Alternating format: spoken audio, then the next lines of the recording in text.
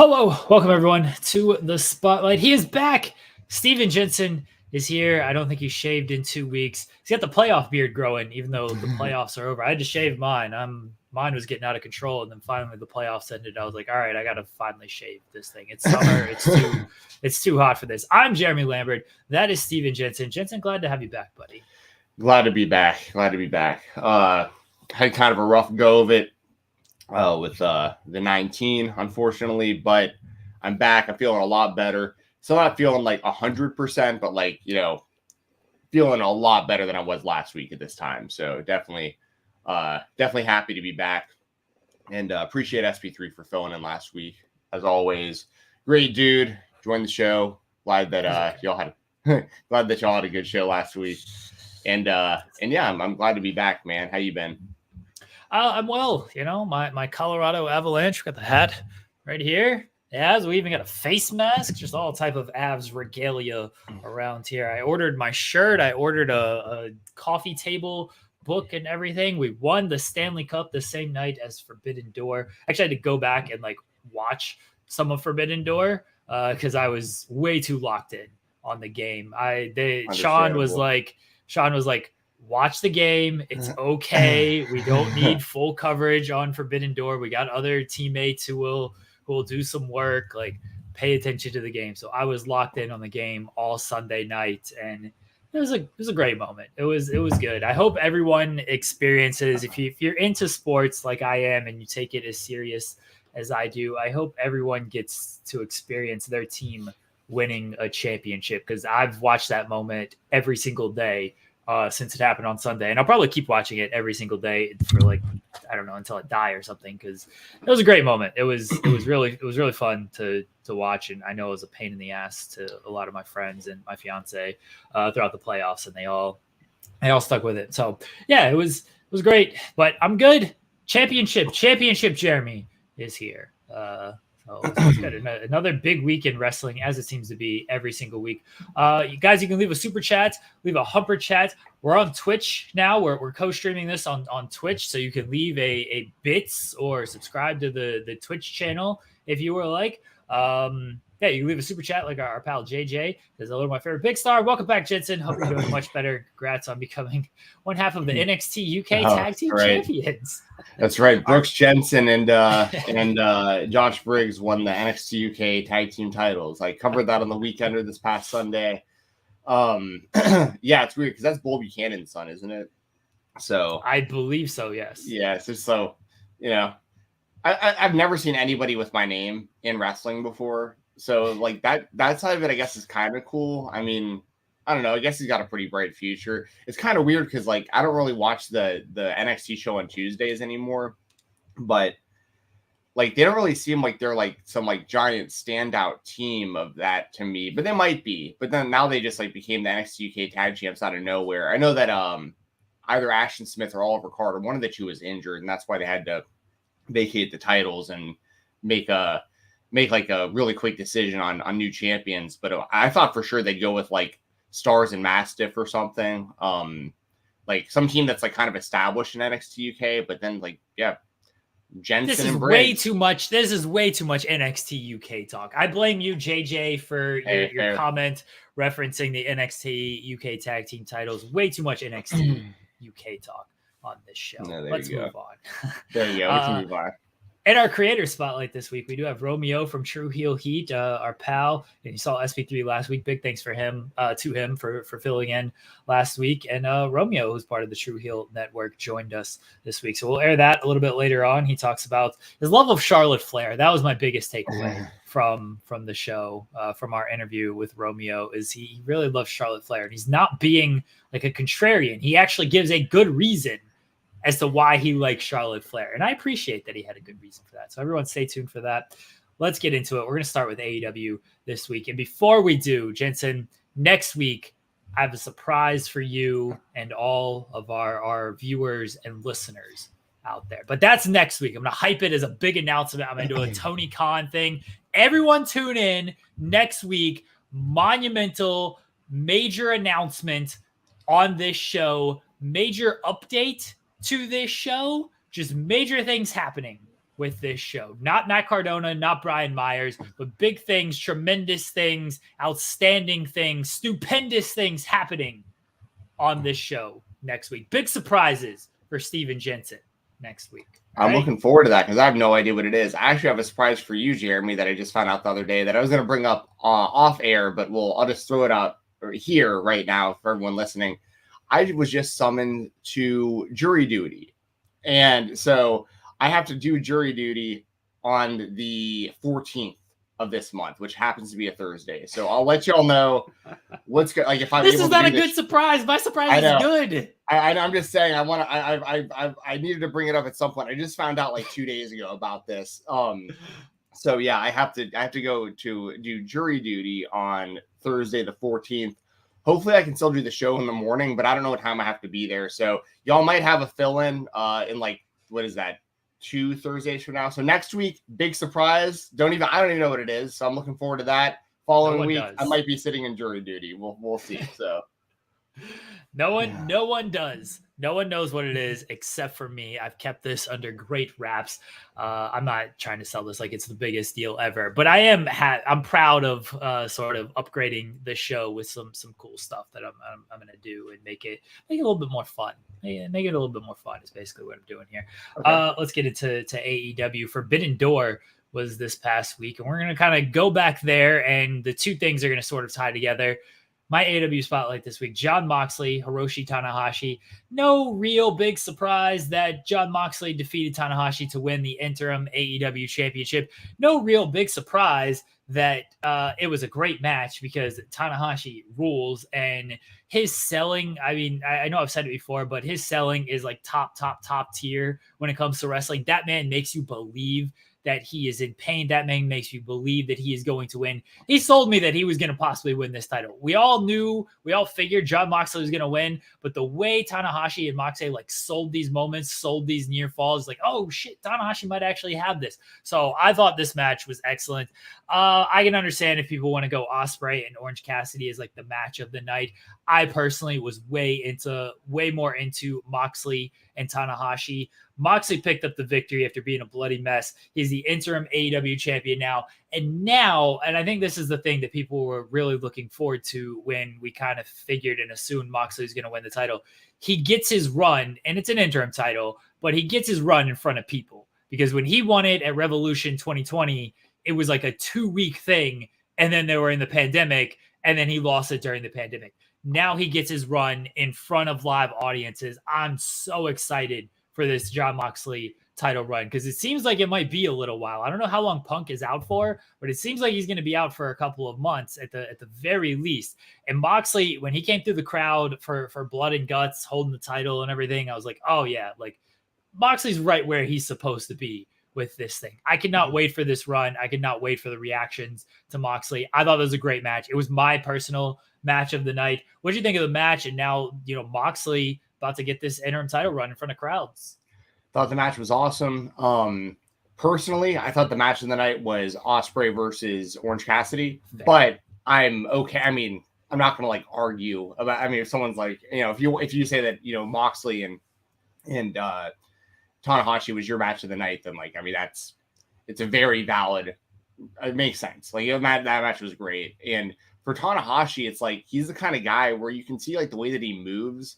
Like he's probably, it's like when he wrestles, the adrenaline kicks in and he's just out there. Like he's out and he hasn't changed his style. Like he's doing the high fly flows and he's doing the sling blades and he does the Texas Cloverleaf, which puts a lot of like strain on your knees. And he looks like the kind of guy though that like probably needs like rails to get upstairs. Like he's like, you know what I mean? Like he's beat up, like for sure. But then he goes out there and just the bell rings and he just kills it. I mean, absolute legend.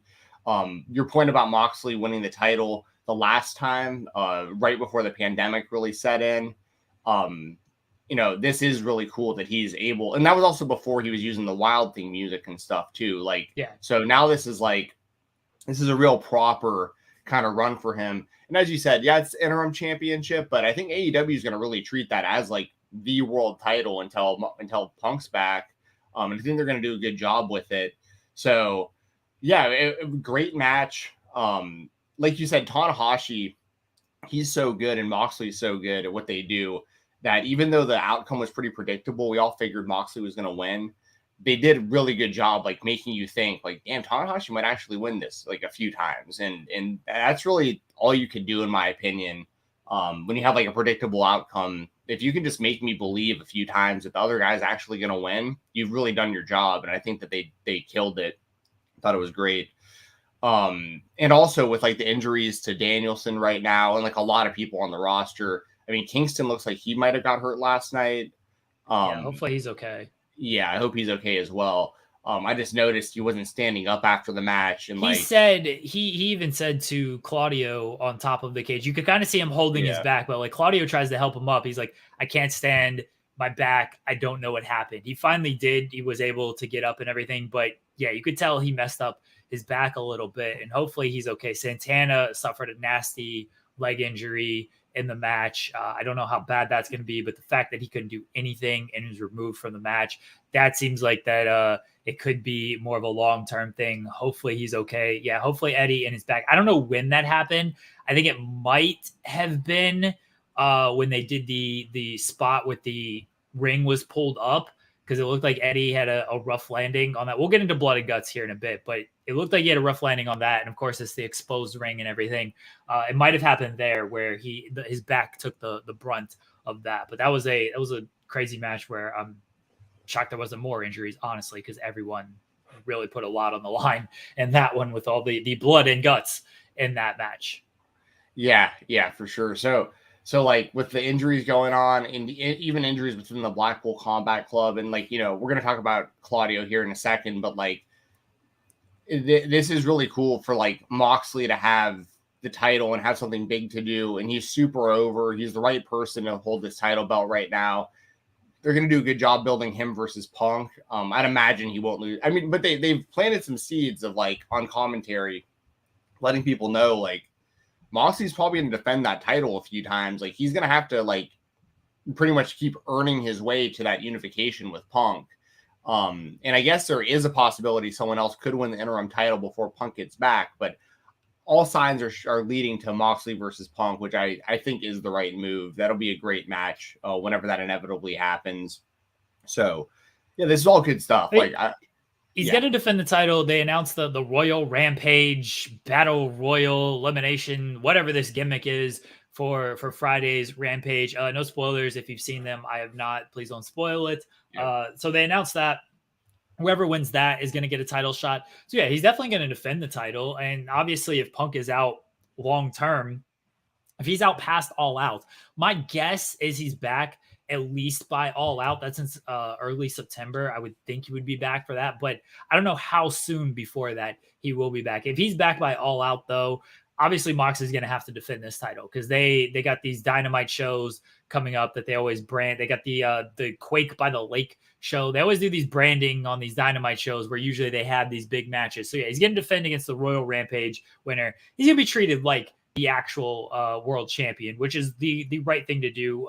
Tony Khan has said it before of when UFC does this, when they crown like an interim champion, they basically treat it like it's the real title and they make defenses until the real champion comes back. I don't really like when UFC does it, especially if the champion has only missed like one fight or 6 months or something. But in this case, fine, sure, go for it. They didn't want to strip Punk of the title.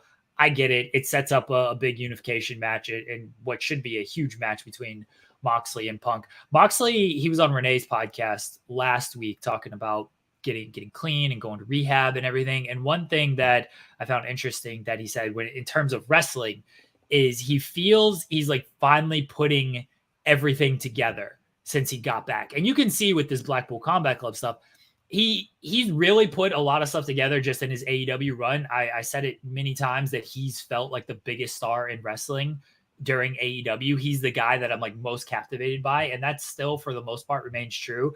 But like his style going on the indies and wrestling a bunch of different people and a bunch of different styles, like he really is putting everything together in AEW. And Blood and Guts wasn't maybe the best representation of Moxley as world champion. And what I mean by that is he was one person in a 12-person match. So it's tough to, and that match was never really about him. It was about the Kingston Jericho stuff. So Moxley was almost a bit player in that blood and guts match. Now that they're past this match, I think we will really start to see like peak Jon Moxley stuff is like, hey, this is our champion. This is the guy carrying the company. Because last night, again, wasn't really about him. As good as he was in that match, he was kind of a background player to the Kingston Jericho stuff. Next week, I think, is when we're really going to start to see like, hey, Jon Moxley's the guy carrying this thing. Yeah, I agree with everything you're saying. Like even even like the UFC stuff with the interim titles, like as long as obviously the goal for AEW is the interim champion to unify with the world champion. Like that's first and foremost. They made that very clear. In the UFC, sometimes that doesn't happen, and that's super frustrating. Like when Tony Ferguson never had a shot at like the real championship, and like eventually just like vacated the interim title, but he hadn't lost in like 12 fights. Like, you know, so I think that AEW, like as long as they unify the interim championship with the world championship, which I'm very clear that that's the intention. And then you're right. Like they had to get through blood and guts. Moxley's involved in a lot of stuff, but it is cool seeing and hearing how much he feels like he's putting it all together right now. You're right about that as well. Like, you know, the more he's gotten more of kind of like, he's a lot more well-rounded now than he was even just a couple years ago. Like he's super over. He's got like the right entrance music for, you know, coming through the crowd and everything. The fans are really into it. He's kept like the brawler kind of whatever, the lunatic fringe type stuff, kind of like he's very unpredictable, and he's still the same, you know, Moxley that we all love, but he's also added a lot of technical stuff, more MMA based stuff, the Regal training, the Blackpool Combat Club training that they've incorporated into their group and their gimmicks and everything. And it just feels like, yeah, Moxley's really putting it all together right now, and he's still probably can keep getting better too, which is like pretty wild. Like there's still even room for improvement with really any wrestler that wants to keep learning. And Moxley seems like the kind of guy who just wants to keep learning and adding to his arsenal and expanding his move set. And so I really like what he's doing, and I think he's definitely the right person to hold this championship right now. And who did they announce who he's defending against at the Royal Rumble? No, it's whoever wins. It's whoever wins the Rampage, the Royal. Whoever Rampage, wins the Rampage Rumble. Yeah, whoever wins that. Okay. Yeah, he'll defend it against them. Okay. JPJ Loves Wrestling says this from Twitch, leaving us some bits. Appreciate that, JPJ. He says, definitely agree, Jeremy. Excited to see Moxley get a proper run in front of the people. I hope Moxley does get like a story element to his run as well, and it's not just a bunch of random title defenses that always bugs me when AEW does that, of like, hey, let's just do random title defenses. Hey, here's the number one contender. You know, whoever wins this Royal Rampage thing, they're going to get a shot. I want some, like an actual story to Moxley's run. Treat it like it is the real title. Give him a story to sink his teeth into, whoever that might be, but give me a story to this and not just, let's do a bunch of matches until Punk gets back. And then once Punk gets back, that's when we'll start to get the ball rolling on the unification stuff. Don't do that. Give me a story. Give Moxley a story for all of this. That's the main thing that I want out of this run.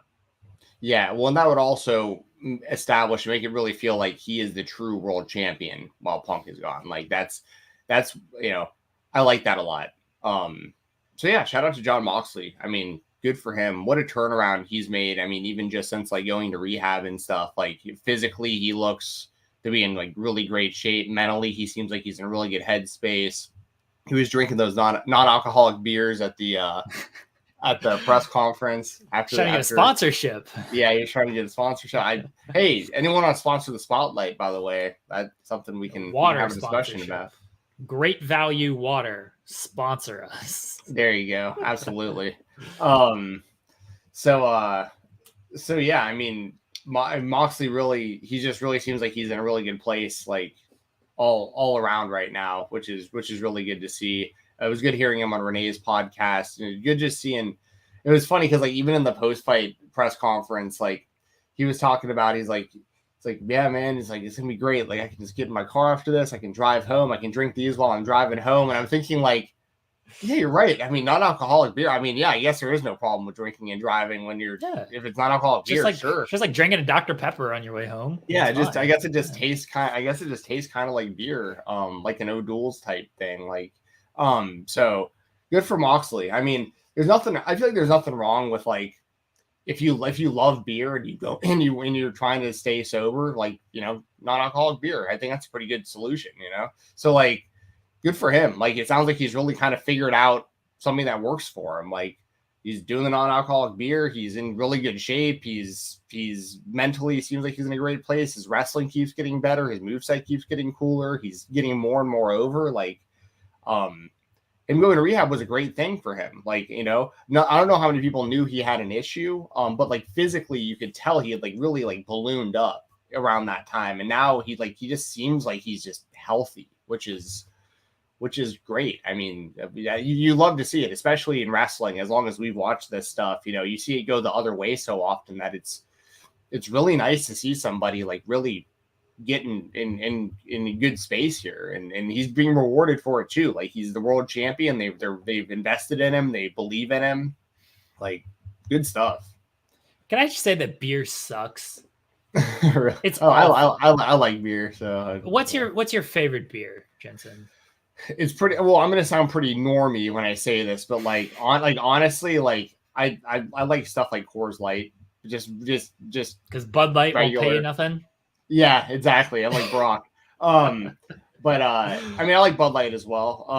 But if like my go-to when I go to a bar or something is usually just like Coors Light. Every now and then I'll have like a Stella or like a Blue Moon or something like that. Like, I like kind of the snobbier beers occasionally as well. The beer that I've drinking the most in my life is probably Natural Light, though. Natty Light. That's probably because it's cheap and it tastes kind of like Bud Light. Yeah. See, this is the thing with beer is I was told a long time ago of beer is an acquired taste, so you might as well acquire a taste for cheap beer because it's all just awful. And so you might as well just get the cheap stuff and whatever, you're going to get drunk either way. Beer is so bad. I can't do beer. There is like some like different like craft beers and obviously like different breweries and stuff that like have flavors of beer that aren't as bad as your typical, your typical Bud Light, Miller Lite, all those beers that you can find in any grocery store across the world. I can't do it. If I drink, and I don't drink often at all, I actually gave up alcohol for many years. But if I drink, it's got to be some type of like liquor or something. Just beer is so awful. People are saying Michelob Ultra. See, JBJ is saying beer snob, craft IPAs. Yeah, like that's the thing. Like the craft stuff, some of that stuff is okay. There's like a cherry beer that I really enjoyed. Like, I know BrewMatt. Shout out to Pat Fanahan, who actually left the wrestling business to go brew a bunch of beer. But like, I'm sure there's good stuff out there. I don't have the time or the money or the taste buds to want to try all this stuff. Beer sucks. Everyone should stop drinking it. And yeah, Crown Royal. There you go, Kai. That's my drink. Crown and Coke. If I order something, it's usually Captain Coke, Crown and Coke. That's what I go with. Beer sucks. Good on Jon Moxley for just giving up beer. No matter his reason, just everybody give up beer. Drink manly drinks like Mai Tais. Like Mai Tai, yeah. Drink like White Russians and mojitos. And those fruity drinks. Fruity drinks are good. I don't give a fuck what anybody says. I actually like nowadays. I drink seltzers more than anything else. Like stuff like White Claw and Truly and stuff like that because I love seltzer water and like they've done a really good job of making it where you don't even taste the alcohol. So like I've made the mistake of like cracking those open in the morning before with like a breakfast and been like, oh, now you shouldn't be drinking right now. But they just taste like juice. I'd much rather drink. I've had like the White Claws and everything. I shunned White Claws forever. Again, I wasn't drinking for the longest time, but I shunned it just because it became like a hipster wrestling thing. I blame Joey Janela for this. He was like just drinking White Claws and all the time. That's all you'd hear about on these indie shows with these White Claws. Like, I'm not drinking this stuff. And then I did. I was like, yeah, it just tastes like alcoholic juice, which a lot better than beer. Yeah, that's fair. No, I like it better than beer as well. But I definitely, I mean, if you see me at a wrestling show, like an indie show or something, I'm just like hanging out a lot of the time. I'm sitting there just drinking a beer or something. I enjoy beer, but I'm also like not. I don't drink nearly like I used to. This is a very occasional thing for me nowadays. But yeah, I mean, yeah, I like alcohol. I'm also 34. Y'all have to understand too. Like, it isn't like this isn't me like under promoting anything. Like, I'm not telling people underage to be drinking. I'm not telling people to drink and drive. I'm not trying to give anyone any like bad life advice. But as somebody in my 30s, I like to kick back and drink some beer every now and then. So drink responsibly, everybody. If you're going to drink, 1, drink something that's actually good. 2, drink responsibly. Definitely do not drink and drive. Definitely do not go out and act a fool and get drunk and, in public and all of this stuff. Drink responsibly. I guess we got to throw that the disclaimer. Sure. In there. And hey, everybody knows that. And if you want to drink non-alcoholic beer, and if you want to sponsor us, we will definitely. I'll sit here and I'll drink that non-alcoholic beer on camera every Thursday at 9:30 in the morning if you want to get involved. So yeah, I don't want to sit here and try to shill sponsorship, but like now that I just kind of thought of it, like if there is anyone interested, like man, I'll do the the Cat in the Hat. They just do like the Mike Myers film. They just have like the sponsorship in there. A lot of TV shows do that. They work in their sponsorship. I was watching 30 Rock and Liz Lemon was putting over, I don't remember what Verizon, like get the new Verizon wireless phone. You get all these lines of data and stuff. And then she just looks at the camera, is like, can we have our money now? You want to sponsor us, go for it. We'll shill anything you want us to shill. Just pay us. Absolutely. Right, and like sorry, go ahead. I was just gonna say, and Dole Whips and Mickey Bars says we're just don't drink 39 years, never doesn't feel like you miss out on anything. That's totally fine as well. I'm not like if I'm not saying that like to be cool you have to drink, or if you don't want to drink, don't drink. Like I got plenty of sober friends as well. Like I'm not judging anybody who doesn't drink alcohol. Like that's totally fine. I think it's probably a better life choice, to be honest, than drinking. So. Good for you. Maine says he was at the show last night and he bought a title belt as well. That was our beer portion of the show. Okay. There you go. Why we got off on that? That's my fault. Speaking of blood and guts, your spotlight for this week is Claudio Castagnoli coming to AEW. I think when Bryan Danielson announced last week, like, it got a big surprise. He's going to fit Blackpool Combat Club. It makes sense and everything. I think everyone kind of thought it was going to be Claudio because that was the person who made the most sense with everything. And it was Claudio. I had no issue with that. He had a very good match with Zack Sabre Jr. And then, he competed in blood and guts last night, taking Danielson's spot. Claudio Castagnoli is all elite. Stephen Jensen, your thoughts? Yeah, I think it was. And here's the thing: we talk about this often as well. Sometimes the obvious thing is just the right thing to do. Like, just swerving people for the sake of swerving people. Like, it would have been really lame if the plan was Claudio, and then because everyone assumed it was Claudio, they just like went with someone else. Because then that's a lose-lose situation too. Because then the fans are going to be like, "Oh man, I was hoping it was going to be Claudio." Like there's, and they just went through with the thing that made the most sense. Like, he makes perfect sense for the Blackpool Combat Club as a member of that group. Moxley was saying it after in the post-fight press conference how he's basically been a member of the group the whole time. Like, he's just now just showing up on AEW TV, but they've traveled together. He's boys with, they're friends with. He was Regal's last match. He was Regal's last match as well. So true. Yeah. There. Yeah, really. Yep. Good call. So yeah, they all have the links to Regal. Claudio was even putting over Yuta a little bit. Like, I don't know how much he's wrestled with Yuta, but it sounds like they're definitely familiar with one another and stuff. So like, it's Claudio's he's a perfect member for that group.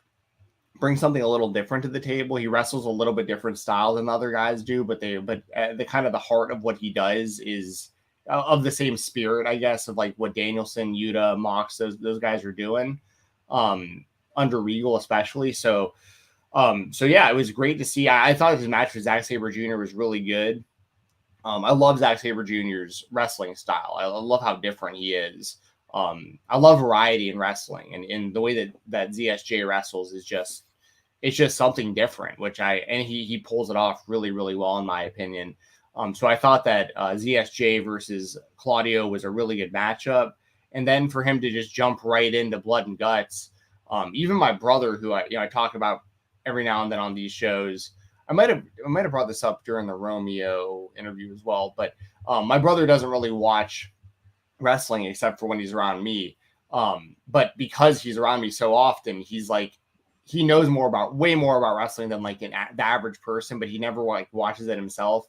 When he found out through like Instagram clips that that Claudio had joined AEW, he was marking out because like forever he's been like, Cesaro was his guy in WWE. He was always like, how's this guy? My brother's like a really good gauge for like the casual audience of like why isn't this guy the champion? Like, look at him and like the way that he wrestles and like my brother's been on the Cesaro bandwagon for like 10 years and always was frustrated that, you know, he'd even get excited when he get like a title match against like Roman Reigns or something. He'd come over and he'd watch it with me and be like, all right, this is Cesaro's time. Like they're going to finally go all the way with him. And like, and then immediately he shows up in AEW and he's immediately main event level guy.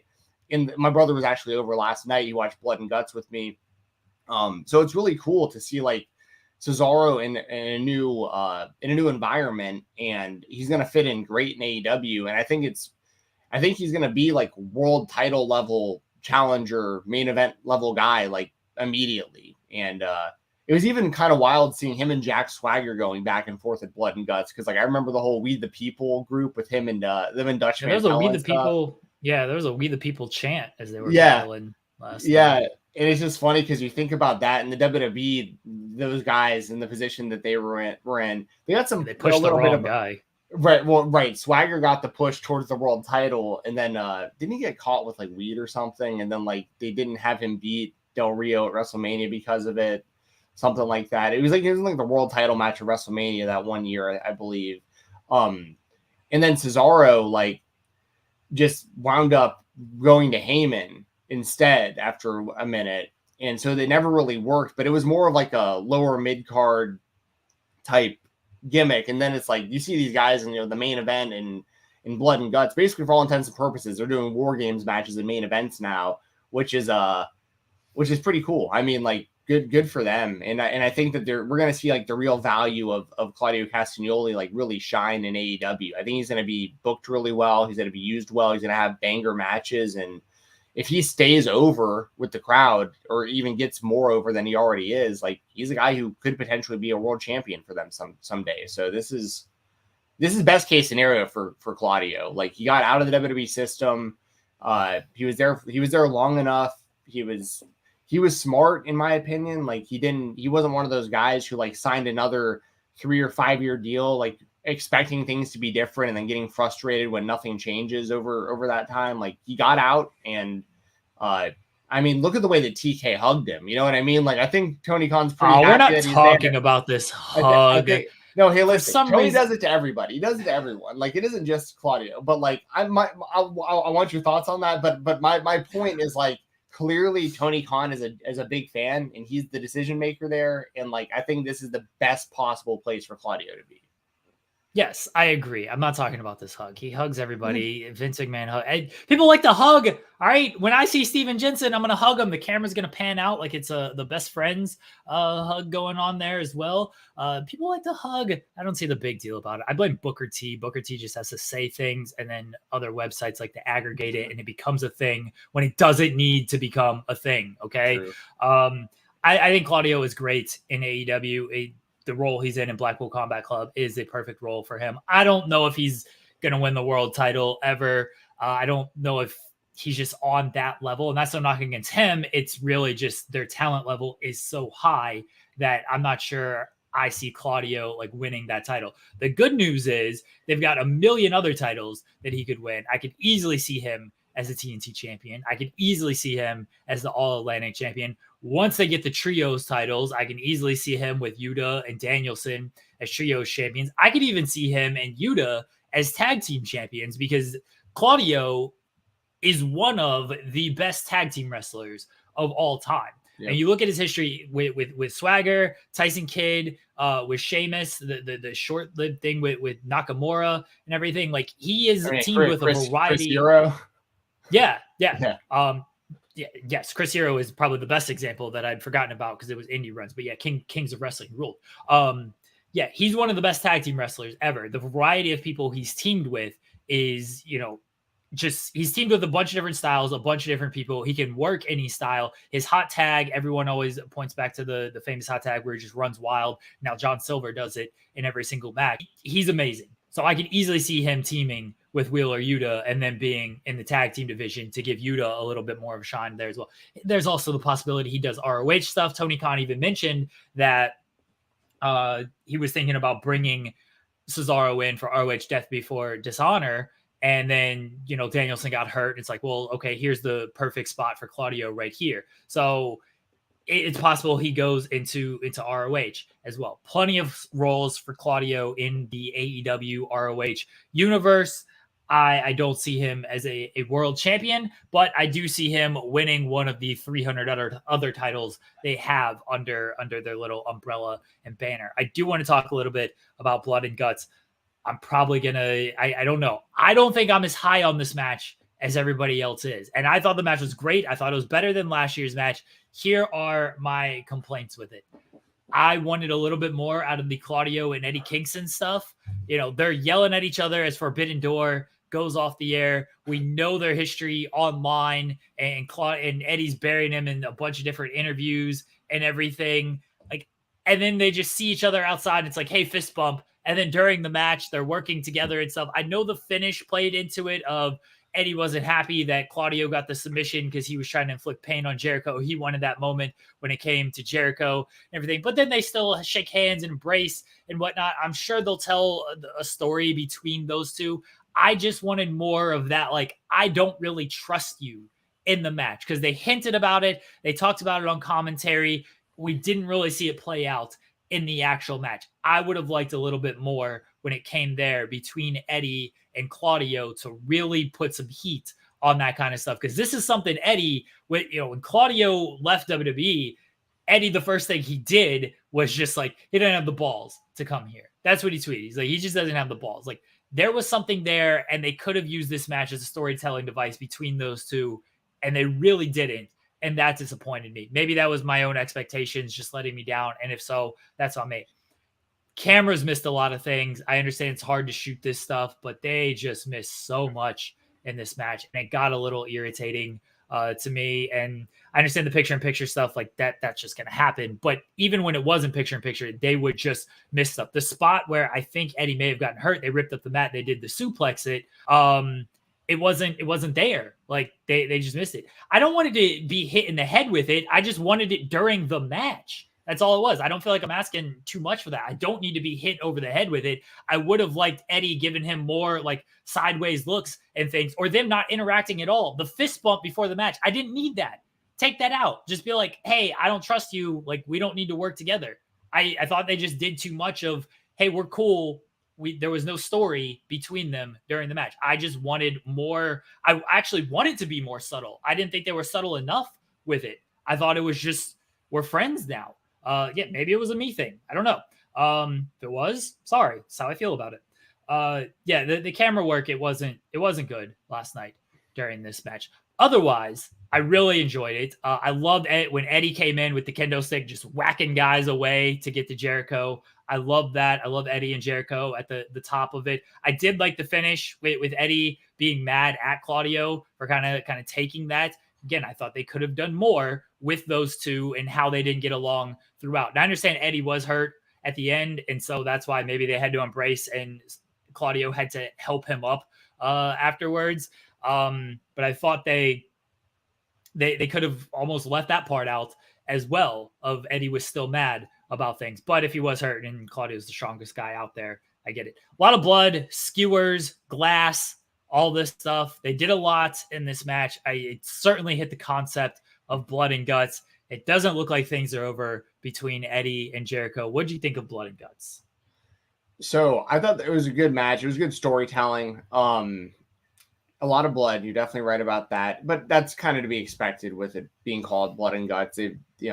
But there was some stuff like the skewers I thought was interesting because they didn't really show the visual of the normally you'd see it. And I wonder if that was a TNT thing, if they were you can use the skewers, but we don't want to see them hanging out of anybody's head, which is understandable, even though they really, really went all the way with the Nick Gage and Chris Jericho death match. They didn't do skewers in that match, but TNT. Well, I guess it's TBS or what's called Turner.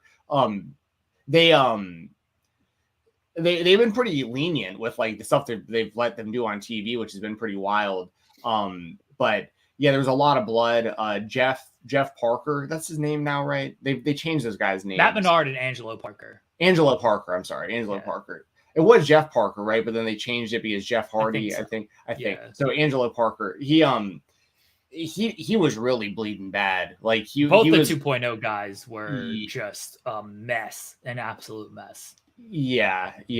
Magic Matt was Also, he's the one who took the skewers. Actually, was Matt. Yeah. But Angelo was he was really bad. Like as far as like bleeding.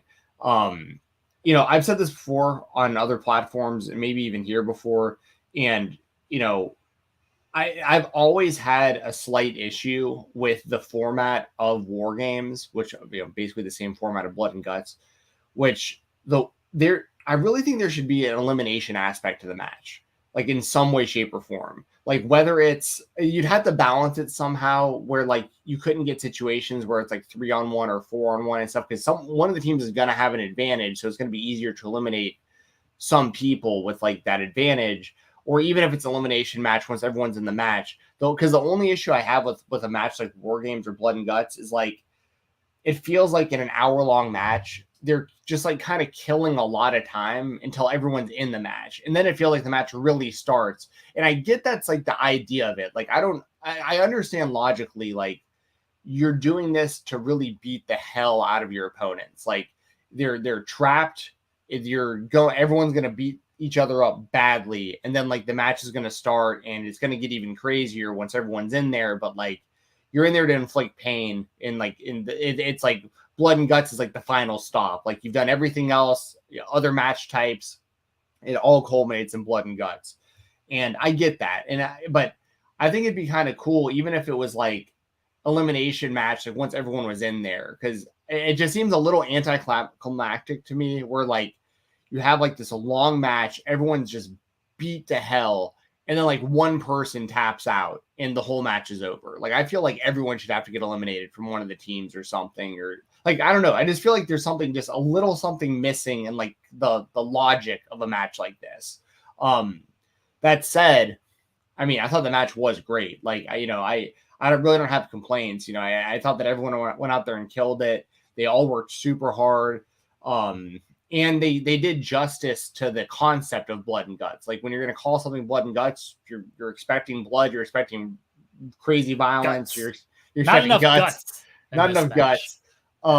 But yeah, just one of those things where like, then at the end of the match, I think it's cooler if like, Cesaro or Claudio, gets a tap out and Kingston gets a tap out. Both of them get eliminated. So then it's like, okay, now it's like 5-on-3. And it's like, okay, it's clear at this point, like, Combat Club's gonna win, but like they're gonna one by one just decimate everyone on the other team and get like a definitive like we beat you guys, versus like, okay, one of our guys tapped out, everyone lost. Like I just feel like it just hits a little different if there's like elimination aspect, I think. But there's certainly a storytelling aspect that you can do with an elimination style match in Blood and Guts. People are saying like Elimination Chamber. Elimination Chamber would be different in that it's individuals. This is teams. You'd have pinfall submissions and stuff being broken up because there's the team storytelling device that you would use in something like Blood and Guts or War Games, whatever you want to call it, when it comes to elimination, if it was booked as an elimination match, as opposed to,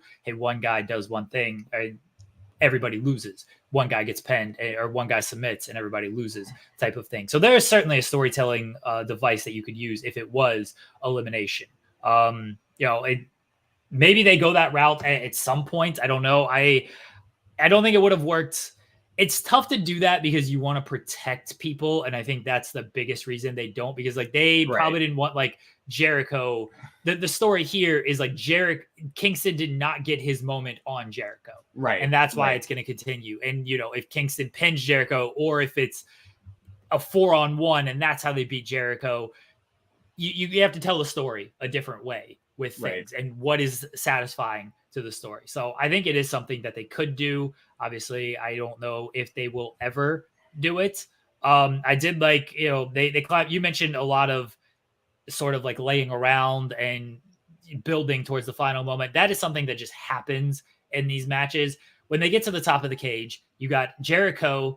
Jericho's up there, Eddie's up there. You knew something was going to happen. Somebody was going to fall because Jericho is an idiot and Eddie Kingston is insane. And then you get the most idiotic, insane person of them all, Sammy Guevara, climbing up there. It's like, yeah, one of these guys is going to fall down. It turned out to be Sammy. Then Claudio comes up there, starts swinging Jericho. That was the most dangerous spot of the match. For me, I was like, oh boy, this could end very badly if something happens here. I was way more concerned about this than the tacks, the glass, the rubbing alcohol, and all of this stuff. I was way more concerned about the swing at the top of the cage.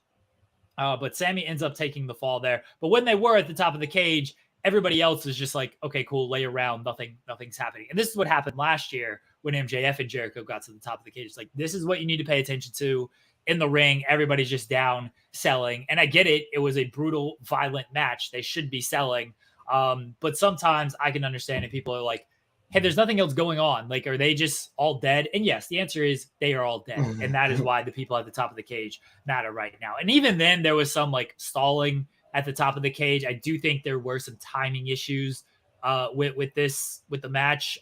You could hear, much like last year's Blood and Guts, when you could hear like MJF and Jericho talking to each other. You could hear Kingston and Jericho talking to each other at when they were on top, like kind of communicating what needed to happen and stuff. I don't know if it's because like it's mic'd just better up there, and so that stuff just comes through. But this is the second straight year where at the top of the cage, you can just kind of hear guys communicating plans and stuff. So hopefully they clean that up next year, and so it's not as obvious for stupid people like me who just hear and listen to that stuff. And I get it sometimes will take people out of the moment. And it took me a little bit out of the moment as well until Sammy fell. I was like, okay, I'm back in it.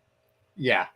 Yeah, for sure. I mean, Sammy was just like fiending for a move or a moment like that too. Like he's just willing to fall off high stuff. Exactly. He's just willing to fall off high stuff. Exactly. So yeah, great main event. Great show from start to finish. Great to see Orange Cassidy finally got Jane as his music. For people who might not understand, like, because like I know people like to fight on Twitter, especially over like theme music changes and stuff, which is funny to me. Just so y'all know, like, in case you didn't, Orange Cassidy's character is like based off of Paul Rudd's character from Wet Hot American Summer. And Jane is the theme song of that movie. And Orange Cassidy used to use that theme song on the indies. So like Tony's been working on getting this music for years, and it's really cool that they finally got it for him. Like that's he buried Sean Ross Sapp at the press conference for leaking and spoiling and not giving fans the big surprise. This scoopster Sean Ross Sapp ruining all these moments and surprises and big pops for the fans. Damn you, Sean Ross Sapp. Damn you. It's funny that like he got mad about that, but it's like Sean's broken much bigger news than that. But yeah, Sean sold out the United Center, all right? Yeah, true. The CM Punk thing, when he did that, he sold that out, the United Center. That wasn't CM Punk. It wasn't mad at Sean so much. He was mad about like people just leaking the information at all. So right, sloppy shop in AEW talking to all the reporters out there. Well, and as I saw TK respond to Sean's tweet about it too last night, and he was like, "Well, all right, it all worked out, like things worked out all right." But yeah, and also just I know we touched on it really briefly, but shout out to Orange Cassidy. Like I think that his match with Ospreay was the best match of Forbidden Door, one of the best matches of the year. If people out there have a problem with Orange Cassidy, like if you're not a fan of the gimmick or whatever, like I understand to a degree, but like that guy can really, really go. And I think he's still not getting the credit he deserves. And when you have matches like that against Ospreay, and then I thought his match with Ethan Page was good last night too. But I feel bad for Ethan. Like he's losing to Scoop Slams. They're not giving him an action figure. He's like background to Scorpio Sky and Dan Lambert. Like kind of a tough spot for Ethan to be in. He's a guy who I feel like kind of deserves more as well. But yeah, shout out to Orange Cassidy too. I wanted to throw that out there on the show. And shout out to the guy outside. Hopefully y'all don't hear that, but they're doing some sort of like pressure washing or landscaping outside my building. think you're giving shout out to the landscaping guy. Shout out guy. to the landscaping guy who's outside my window. Pressure washer guy. Yeah. You ever seen Ralphie? You ever seen Ralphie May? His stand up. He was on I know who Last he is, Comic yeah. Standing. Yeah. I'm pretty sure he's passed away, unfortunately. R.I.P. Ralphie May. But he has this bit. He's like, shout out to the fry guy going through the drive-through. Fry guy. I guess some nice. On fries. Just giving shout outs to everybody through the drive-through. Love it. Like, we're gonna tie in. We're gonna go to other spotlight because both of our others kind of tie into the AEW stuff. And you mentioned Orange Cassidy and Will Ospreay at the end of this match. Katsuyori Shibata comes out and he's ready to kick the shit out of Will Ospreay. And I can't wait for this match because one, I think Shibata owns, and to see him back in the ring when it definitely seemed like he was never going to wrestle again is just great to see. He did the exhibition match against Zack Sabre Jr. and then he did the other match where he was supposed to be more of exhibition. He's like, no, fuck that. Like, I'm actually going to do a real match. If he is willing to go in there against Will Ospreay, and typically, I'm sure there's a New Japan's call. If he was willing to go in there against Will Ospreay ain't a guy that's just gonna, he does his shit. He can wrestle a little the technical style and stuff, but he's gonna go in there. He's gonna try to that hidden blade move. That's a move that he hits Shibata with that. There's going to be a lot of people like, oh no, what is happening here? So that's the match that they're setting up, and it certainly seems like they're trying to set up something there. Bless Shibata, he seems like he's all the way back if he's gonna do this Will Ospreay match. But I popped big for Shibata. That was like my second favorite moment, just like moment of the night. My first was actually Sting no-selling the super kicks from the Young Bucks. That ruled so much. Bless Sting. You like lean back and then like just fires up afterwards. Fucking Sting is the best. Starts the match by doing the dive off the entrance ramp because sure, why not? He's Sting. And then no sells the super kicks, teaming with Shingo and Darby Allin. That was great. But Shibata, him coming out and now setting up Will Ospreay. That's the match they're gonna do. Shibata, it seems like he's back because that ain't an easy night at the office going up against Will Ospreay. Yeah, no, I agree with everything you're saying. Like I'm a huge Shibata fan. Over the last handful of years, especially, he's been like one of the biggest what ifs for me in wrestling. Like he's had a long career, but like he was really getting to that point of being like world title level guy in New Japan when he got his injury that's kept him out all this time. And we've seen little glimpses of his return recently, but like, I mean, once like that, like little, like when his music starts, it has like that, like little like melody at the beginning. And it's like, I've marked out huge. I was like, no way. Like I thought Shibata was just going to like show up on the stage or something and just get a big reaction. And then he came out, like you said, like it looks pretty clear that they're setting up Shibata versus Ospreay, which is legitimate dream match. Like that's going to be incredible. And Ospreay in the ring there's a real case to be made for him being the best in-ring worker in the world right now, in my opinion. Like he's way up there. He's at least in the conversation with guys like Kenny Omega and stuff. Like, I mean, he's way up there. Don't let Kenny hear you say that. Shibata's going to teach this man. Shibata's going to teach this man, Will Ospreay, how to work a match and tell a story and not just do moves that no one remembers. That's what Shibata's going to do. Teach this man the storytelling, the art of professional wrestling, not spamming a bunch of flips. They have to be planting seeds for Ospreay versus Omega based on that interview with Sean. Like there's I think there was a lot of truth in what Omega was saying, but like, I don't know why he went, unless he just kind of kept digging a hole and like he didn't realize it at the time and he just got worse and worse. But it's one of those, what he's doing. Exactly. Like, and anyway, Ospreay, I think Ospreay just on a whole other level right now than like most people.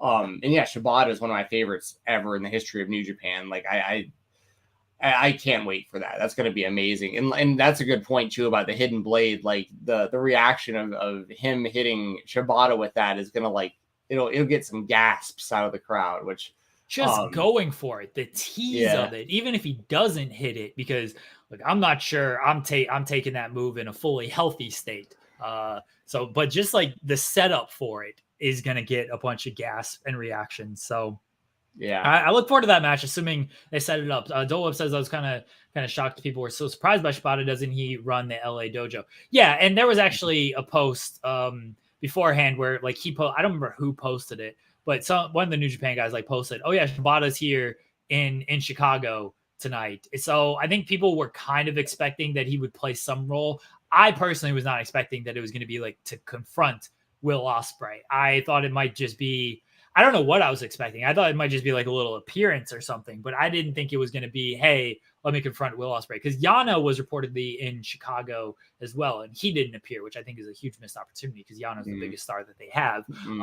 I needed Yano and Orange Cassidy just do it like a backstage interaction, something. Needed it, didn't happen, so that was disappointing. But yeah, I didn't expect him to come out and confront Will Ospreay to essentially set that up. But it wasn't the biggest surprise that he was there after learning that he was in Chicago. Well, then Orange Cassidy like put his shades on him and stuff, and did the like the little pose with him, which that was all good stuff. So yeah, great to have Shibata back. I'm really looking forward to Shibata versus Ospreay. And hopefully that opens the door to like Shibata versus Danielson and stuff too. Like we hopefully get some big dream matches soon. So yeah, great stuff. Shout out Orange Cassidy once again, killing it. Shout out Shibata coming back. Shout out Ospreay killing it in the ring. I mean, just great stuff. I love that you just give shout outs to people. Shout out. Stephen Jensen. Shout out to all these people. This. If y'all happen to watch this, then shout out to everybody here. Your other spotlight this week also ties into Forbidden Door and FTR winning the IWGP Tag Team Titles. They defeated the United Empire duo of Jeff Cobb and Great Khan and Roppongi Vice in a winner-take-all match. The ROH Tag Team Titles are also on the line. Yeah, FTR, they got the IWGP Tag Team Titles now. I assume that means they'll be headed to Japan at some point to work a run. I don't know if they're going to be in World Tag League. I think they probably want to do it because that could really solidify their status as shout out to everyone grinding legally and illegally. That could really solidify their status as the best tag team. I know they think they're already there. I think a lot of people think they're already there. But FTR, IWGP Tag Team Titles, I will say this, I thought it was a travesty. I thought Great Khan should hold all the titles in the world. I need more Great Khan. I need all the Great Khan in the world. Him in Vegas was the best thing I've ever seen. Him going back to Japan and just hanging out with porn stars and being like, FTR stole my titles. This man is a television superstar, and I need more of him in my life, not less. So I was disappointed that FTR won. So I echo your sentiments about Great Khan, and I thought he came off like a real star in that tag team match too. For a guy who hasn't had a lot of exposure to the U.S. audience, like he rules. Yeah, he really does. He's got a great look. He's a little goofy, but like good in the ring. Like I like what he brings to the table a lot. FTR winning the IWGP Tag Team Championships is awesome. Like good for them, and also, I thought it was interesting in the post-fight press conference when FTR was talking about how they're really on kind of the tail end of their career, and like that we all really need to do that them as a team and the fans watching really need to really need to appreciate what we're seeing right now, because they're kind of viewing this as like some of their last big runs, and the Young Bucks are in the same boat as well. Like in the Young Bucks and the FTR, I think that's really where this is heading. Like a big winner take all with like all the titles on the line, determine who the best tag team in the world is. But yeah, FTR, I mean, it's just awesome to see. And Dax's injury like really got everybody, I think, because clearly it was planned, or at least it was planned, right? I don't know if that's been confirmed. He said that, it was a separated shoulder and he just got it popped back in and everything. But then, of course, they wrestled last night on Dynamite. I do think it was an injury spot. Dax watched a Bret Hart match earlier, and where, Bret and the Canadian Stampede, I think is what a lot of people were referencing. He watched one of those matches like, oh, this will be something cool to do. Yeah, and it worked out really well though, because like the whole internet was like trying to figure out, if Dax was all right, and like how Cash was gonna get out of that match winning, because everyone assumed that FTR was gonna win the match and everything. So I thought, it added a different element to it. The match was great. I thought it was smart that they pinned Rocky Romero because Ocon and Cobb didn't take the pin and it still got the titles on FTR.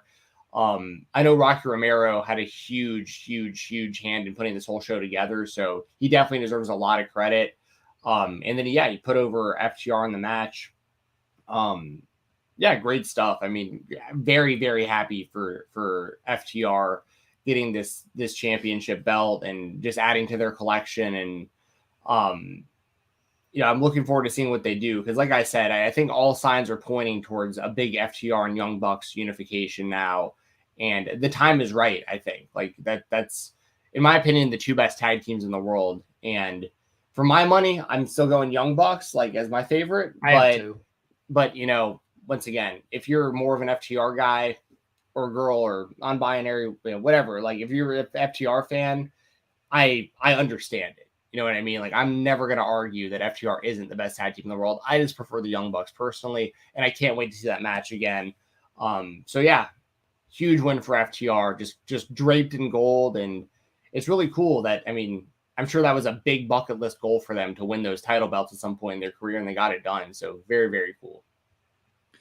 I am very interested to see what FTR does with the IWGP Tag Team titles, and I hope they do go to Japan and defend them. And I hope it's not hey, we're just going to be on New Japan Strong, or I hope it's not just New Japan people keep coming to AEW, which is fine. I don't have an issue with that, but I would like to see FTR go to Japan and see how that crowd reacts to them now that they're upping the volume a little bit with the crowd. I think they want to work a New Japan show and work in front of the New Japan audience as well. So I look forward to whatever FTR is doing. They're great. They're not as good, in my opinion, as the Young Bucks. I think the Young Bucks are better. I think the Great Khan is better. Tony Khan, Nick Khan, only one Khan is great, and his name is Khan. That is the best Khan. All right. Shout out crowd volume. Shout out FTR, 7-star FTR. They watched WrestleMania 30 when Danielson got taken off the stretcher and then came back. They let's replicate that spot in this match. That's how we're gonna do it. Shout out Will Washington, who was at the post-fight presser. And FTR made sure to let him know that they are in fact the best tag team in the world, because I think he said one of, and they were like, hold on. He's like, come on, we're right in front of you. You can't say we're the best right now. And they shouted out Grapsody themselves. They did. Which is cool. Yes. So. Will Washington, not only Grapsody noon Eastern here on youtube.com/Fightful, but Day After Dynamite on Fightful Overbooked. That'll be today. At some point, Will just kind of does the show when he wants to now. And I don't know, it used to be 4:00, but ever since we moved our time to the morning, Will's just like, I have the whole afternoon free. So I will do the show whenever I want. I don't care when Will does the show. He's got free reign to do what he wants on Overbooked. But yes, people can go to FightfulOverbooked.com, Day After Dynamite with Will Washington, and he has a special guest reviewer every single week. And then for about 3 minutes every week, I make a cameo appearance, and I will do that again this week and talk a little bit of hockey with Will as well. So shout out Will Washington. Shout out Denise Salcedo, who has a interview with Rocky Romero dropping at noon Eastern today. So everyone can head over to her channel and watch that with Denise and Rocky Romero. Shout out to WWE Money in the Bank. That's on Saturday this week, Stephen Jensen. The men's Money in the Bank match. This is my spotlight. We have Seth Rollins, Sheamus, Drew McIntyre, Omos, Sami Zayn, Riddle in the match, and maybe one more competitor to be added. We shall see. Who do you favor winning the men's Money in the Bank match, Jensen? Okay, so real quick, we were talking about the shout-outs to Denise and stuff. Me and Denise usually do the Impact post shows. There will not be an Impact post show for Against All Odds tomorrow, just so y'all know. Denise is going to be in Vegas, and there's also the SmackDown and Rampage post show, so it just didn't make sense to do that. But there is Impact this weekend, everybody. They're doing a Friday show. It's in Atlanta. I probably won't go, but it's in it because I have to work my shoot job, but it's in Atlanta. And then there's tapings again on Saturday. So shout out to Impact Wrestling. We'll give you a bunch of shout outs today. They got a show this weekend. Money in the Bank on Saturday. They're running up against UFC 276. I'll be dual screening, but I'll be paying probably a lot more attention to the UFC if I'm being honest, depending on what's going on. But that said, Money in the Bank ladder match. I feel like it's either going to be Seth Rollins or Riddle. I'm assuming the TBD will probably be like Kevin Owens or someone like that. I really don't know. I don't know how deep he's into like the whole Elias thing. Owens was supposed to face Elias on Monday in a Money in the Bank qualifying match, and then he didn't. Owens wasn't in Texas, according to him. He just didn't feel like going to Texas, which fair. So maybe they do something on SmackDown to give Owens or somebody else that extra spot, but we shall see on that. We don't know just yet. Yeah, exactly. So I'm assuming. I mean, Rollins probably makes the most sense. They've got big injuries at the top of their card. Roman's not always there. Cody's hurt. Like Charlotte's hurt. Like they're in a spot where like Rollins really probably makes the most sense. And Rollins loses. So I mean, because I only watched the pay-per-views this year, so I've only seen Rollins lose. Like every time I've watched him wrestle for like months now, it's like he just always loses. And if they want to keep him in that like main event level type spot, like he needs a big win. And I could see them doing Money in the Bank to have him have something big. And he did a great job with the Money in the Bank years ago, leading to him winning the world title at WrestleMania 31 and everything. I think Riddle would probably be the most interesting because like he really showed out in that match against Roman recently. I thought that was great. And you can tell there's probably something they want to do with him with Orton being injured. But I think probably and I mean, the coolest thing would be if Omos won by not climbing the ladder. Like he's so tall, he just like grabs it. Get a little step ladder. Just one rung up. Just get on the step ladder and reach up. All right, it's mine now. I think that'd be kind of interesting. Yeah. He's gonna be a fish out of water in a match like this. It's gonna be interesting to see. But I'm gonna go Rollins. What about you? I think Rollins wins it. I think it's the best story they can tell of Rollins having that briefcase and like taunting Roman with it. I know Joel Pearl is a big fan of Rollins cashing in at SummerSlam and recreating that the WrestleMania moment for WrestleMania 31. The problem with that is it's a last man standing match, so I don't know how they quite pull that off unless they just look at WWE. It could be a last man standing match and Rollins can pin a guy and then sure he wins the title. They can do it a variety of different ways. Wins by DQ and last man standing. Yes, they'll fucking do that. They 100% will. But yeah, I think Rollins makes the most sense from a storytelling aspect. Drew, like he's gonna get his shot at the UK show in September. He doesn't really need Money in the Bank to get that. It could be he wins it and he's just like, I'm cashing in UK September, calling my shot right now. Sheamus, Omos, it could be fine with Omos. I think MVP having that briefcase and holding that, cutting promos with like, look at my man Omos, like who's stopping this guy? He's gonna cash this in, win the title, and never lose again. I think that'd be great. Sami Zayn would be fantastic with it. Anything Sami Zayn does is awesome. Riddle, I'm not super high on as having the briefcase, and if it is Kevin Owens, kind of in the same boat as Sami Zayn, where whatever he does, it's going to be great and it'll make it. They'll make it exceptional television. But I think from a story perspective, Rollins does make the most sense. Here's my actual prediction, though. Cody Rhodes is fucking coming back and winning this. No way. He's gonna, I swear on everything. Dole Whip says this. I promise I did not see your comment before I said this. He's coming back. He was on Raw and he's like, I might be there. He's kind of like hinting that he's going to be there. He has this unfinished business for some reason. With Seth Rollins, even though he was beating him 3 times, he still has some. Cody's going to come back and he's just going to win this thing. He doesn't need to wrestle. He can still have his arm in a sling and everything. Just going to climb up there, get the briefcase. It'll be fine. He can just hold it. He can just hold the thing. Okay. He's got a year to cash it in. There's no rush. There's absolutely no rush to cash it in. He can just have it.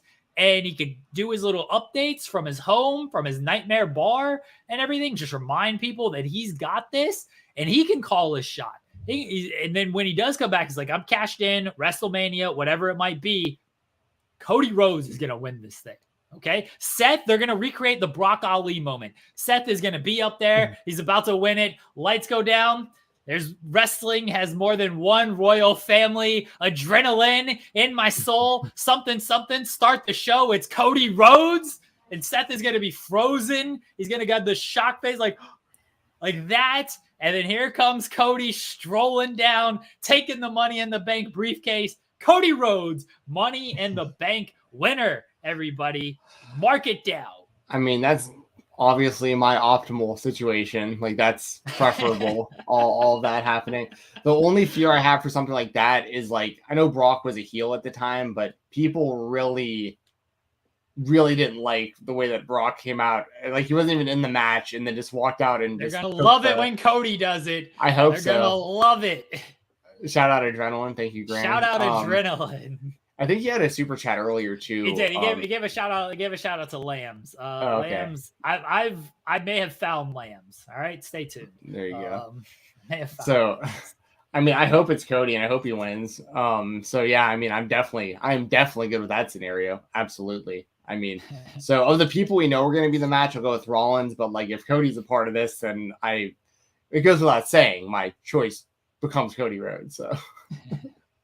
Your WWE this week is John Cena bringing AEW and WWE together with the video message. Chris Jericho, Paul White, formerly The Big Show, and Daniel Bryan, now Bryan Danielson, have sent in videos on Monday. And hey, everybody gets along. Forbidden Door, John Cena, my guy. John got the wristband here, the John Cena wristband. Like, nice. John Cena bringing the wrestling world together as only John Cena can do.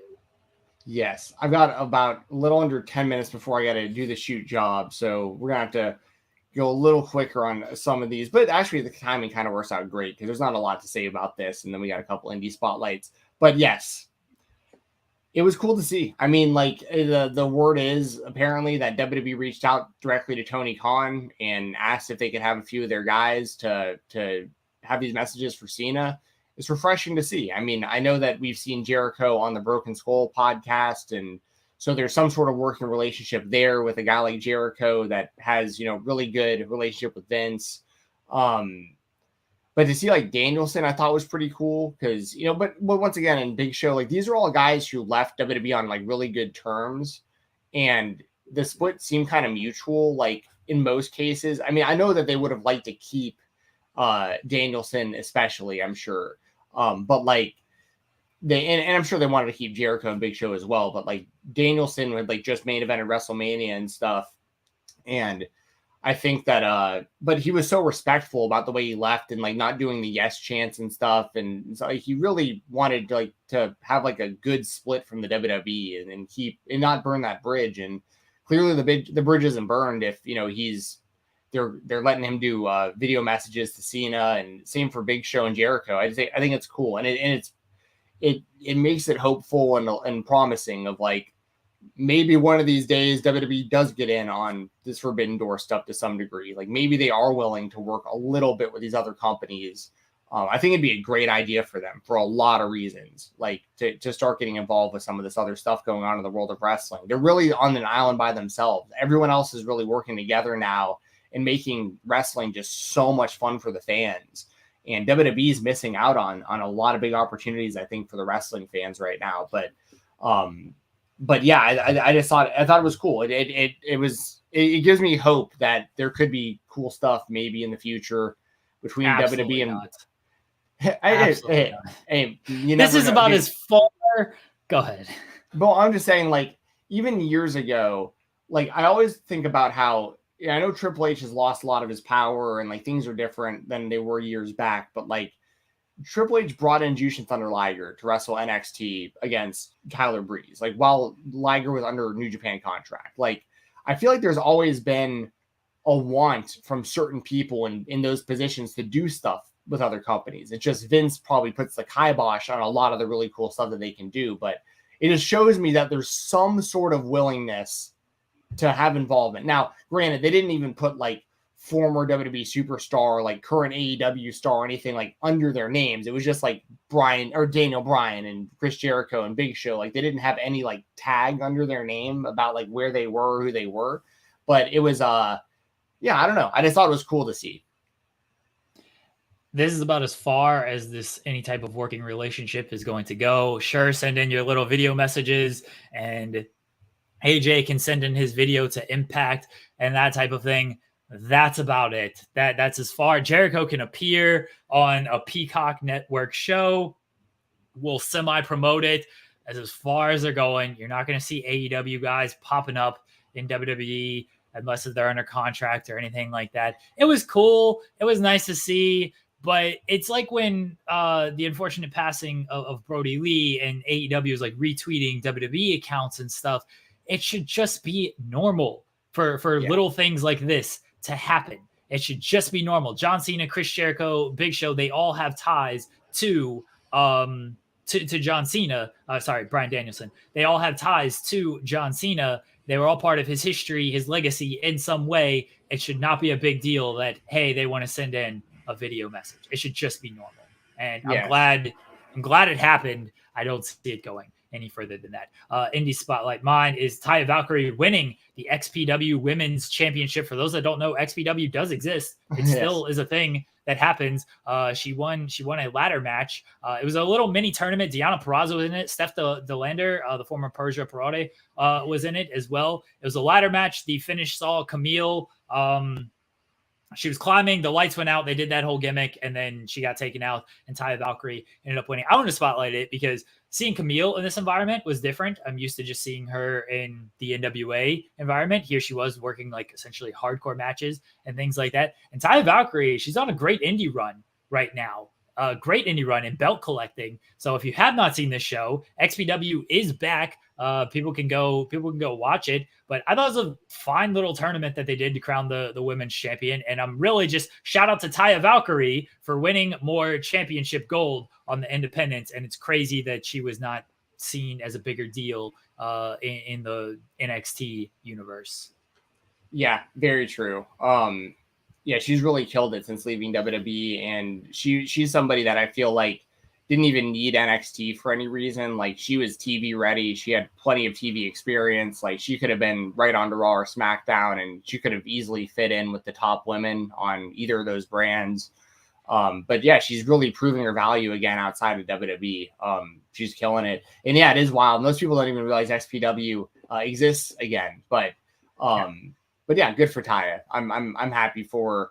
I don't have a whole lot more I can add to that, but I will say, just keep an eye out for everything she's doing across the indies and in Impact Wrestling and stuff. Like, she's doing great stuff everywhere she's at. Your indie spotlight, Jensen, is Isaiah Broner destroying Kevin Koo on the SUP show. And I watched this, but I saw Broner take on Eddie Kingston. I believe he's also wrestled Suzuki at AIW. He has a presence about him and could be a very big star. When he just squashed Kevin Koo, the crowd silence, the way they just go, like, they're stunned and it's a deafening silence. He's got big potential. This was a big victory for him. And it sounds like he's squashing. I don't watch as much SUP stuff as you do, but it sounds like he's squashing a bunch of people on the show. They're really building him out to be this killer. Yeah, so they've done a really cool job of like pairing him with AC Mack as kind of like AC Mack's like bodyguard, more or less. But it's promising, like, because we talked about Broner a little bit with John Thorne when we interviewed him from AIW, and I always say that Broner is just like super believable, super credible. Like, he looks like a guy who can kick ass. He's got a great presence about himself, and I love his pairing with AC Mack. And the reason that I wanted to spotlight this match with Kevin Koo is because Koo is, for people who don't know, he's pretty much the guy at this point. Either there's a team that runs Southern Underground Pro, but like, he's kind of the main guy I think of as far as like the glue of keeping that company together. And so he's really important to that brand. And he's also currently the Action Wrestling champion. And this was an on-title match, but like, for Broner to just like squash Kevin Koo like that inside the Basement East, which is like sacred ground. I mean, they call it the church for SUP, basically. Like, it's going to church on Sundays when you're going to SUP shows. So like, for Kevin Koo to get beat like that, really in his own building, it just shows a real vote of confidence for Isaiah Broner and his future. I think they're really building him. And the more that he can get built in the Southeast, the better it'll be for when he's booked elsewhere, outside, all over the country and stuff. Like, so Broner's definitely a guy that I think y'all should keep your eye out for. And Kevin Koo means a ton for the Southeast scene, especially. I mean, he's really all over the place now with, he's been with MLW, and Bounces Forever is probably the best indie tag team going right now, him and Guarini. who had a great match with Alec Price in the main event, by the way, of the same show. But yeah, I wanted to spotlight Isaiah Broner because that was, nobody saw that coming. Like, he just came out and completely squashed Ku in like 3 minutes or something. It was super fast and just destroyed him. So definitely keep an eye out for Isaiah Broner on the indie scene right now if you haven't already been paying attention. A very bright future ahead for that guy. I agree. He has a presence about him. That match he did with at Kingston at the AIW show I went to was excellent. Jensen, I know you got to run, so go ahead and throw your plugs in there. Yes, it was good to be back. Good to see everyone in the chat. Thanks for joining us. I hope y'all enjoy this interview that you're about to hear with myself, Jeremy, and Romeo. Romeo's a great dude. It was great to have him on the show. So yeah, if you want to follow me on Twitter, that's FightTalk _ FIGHTTALK _. The next thing I got going on will be this Sunday. I'll be doing the Fightful Select Weekender podcast. So check that out over on FightfulSelect.com. That's every Sunday, covering the indies and a whole bunch of stuff. Enjoy Money in the Bank this Saturday. Enjoy UFC if you're going to be watching it as well. Enjoy Impact Wrestling tomorrow night. If you're in Atlanta, you might want to go to the shows on Friday and Saturday. But yeah, and I've got stuff going on later this month too. I'll be at Terminus Live. I'll be at Battle Slam. I got Jury Duty. I got a lot of weird stuff going, or just a lot of stuff going on, I should say, this month. So yeah, follow me on Twitter at FightTalk _. I'll keep all my stuff updated there. And tune in every Tuesday to the RVD Tito for Life YouTube channel. Myself and Doug do a show called Live Rounds, 10 p.m. Eastern every single Tuesday. And this upcoming Tuesday, SP3 is going to be joining us on there as well. And I'll be joining them on Tru Heel Heat the following Saturday. So anyway, thank you very much for joining. I hope you enjoy this interview. Good to see you, Jeremy. And I got to go clock in for the shoot job. The shoot job. Glad you're feeling better, buddy. SP3, the forbidden door of new media, is just everywhere nowadays. All right, guys, we're going to throw to our creator spotlight. Romeo from the Tru Heel Network. Hope you guys enjoy this. Again, talked a lot about. Jensen brought up that his past gaming life, which stunned me. Romeo talked about his time in the Air Force and everything creating with the Tru Heel Network. So here we go. We're gonna go to Romeo. Welcome back to the Creator Spotlight here on the Spotlight. Down below, myself and Stephen Jensen. A face you've seen on Fightful Overbooked. A face you've seen on our NBA Draft podcast last week, our draft watch along. A face you've seen on the Tru Heel Heat Network. Romeo, how you doing, buddy? What is up, Jeremy, Stephen? Thank you for having me here on the Spotlight. Really appreciate it. Doing good. As we are just a couple of days away. Speaking of NBA, Knicks free agency, it is coming. Do you want to start with that? I mean, we were joking about it off air, and usually we'll get into your journey through the wrestling media and the wrestling content creation landscape. But let's start there. They're going to pay Jalen Brunson $100 million. You can't actually feel good about this. I am the optimist. I mean, if you look at some of these salaries, the guys that are making $20 million a year, $25 million a year, Jalen Brunson is better than some of that talent. Like Mike Conley's making that kind of money. Yeah, he's better than that. True. He is, but man, Jalen Brunson, RJ Barrett, Julius Randle, it's a solid 7th seed right there. That's a nice I want to waste trade of 3 days for Milwaukee.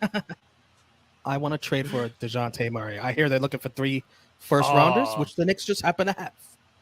That would be the deal, because it looks like the Hawks might get him. By the time this airs, the Hawks might have him, but that would be the deal to get Murray over Jalen Brunson. Murray's nice. We're in a Hawks hat right now, actually. I can't add to the NBA conversation, but I have a friend. I have 2 really good friends. One that works with the Hawks, the other works with the Pelicans. So I just get like random merch every now and then. Yeah, it's a nice little Atlanta Hawks hat on. So that's pretty much all I can contribute to the NBA talk, unfortunately. But let's get into it. Romeo, tell everybody kind of what you do in wrestling content creation right now for those that don't know.